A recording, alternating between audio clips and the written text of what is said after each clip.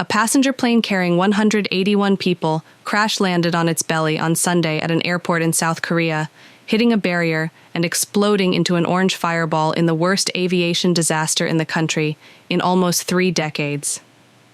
Nearly all of the people on board the plane, a Boeing 737-800 operated by Jeju Air, were killed, officials said. The plane, Flight 7C-2216, had taken off from Bangkok and was landing at Muan International Airport in South Korea's southwest when it crashed around 9 a.m. local time.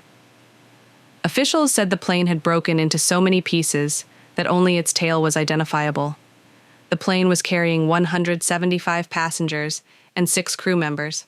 As of Sunday evening, the official death toll had risen to 179, according to the National Fire Agency. Only 2 people, crew members who were rescued from the aircraft's tail section, survived. As the plane was landing, he said, the airport warned it about a potential bird strike. The plane issued a Mayday alert shortly after, he said, then crash-landed. The muddy tidal flats near Muan International Airport and much of the west coast of the Korean peninsula are favorite resting places for migrant birds. Photographs in local media showed flocks of birds flying near the airport on Sunday.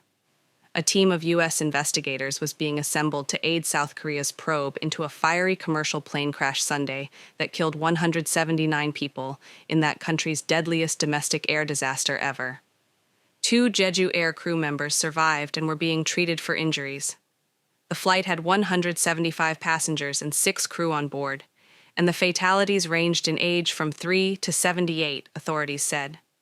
Jeju Air 089590.KS Flight 7C-2216 was en route from Bangkok when it touched down without deploying its landing gear, veered off a runway, and slammed into a wall at Muan International Airport on Sunday morning, South Korea's transport ministry said. Much of the crash was captured on video.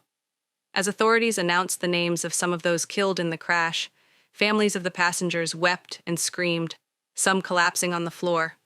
South Korea's acting president Choi Sang-mok, who visited the crash site, announced a week-long period of mourning. The control tower had issued bird strike warnings shortly before the pilots declared Mayday and attempted to land, authorities said. The twin-engine Boeing 737-800 was seen in local media video skidding down the runway before crashing in an explosion of flames and debris.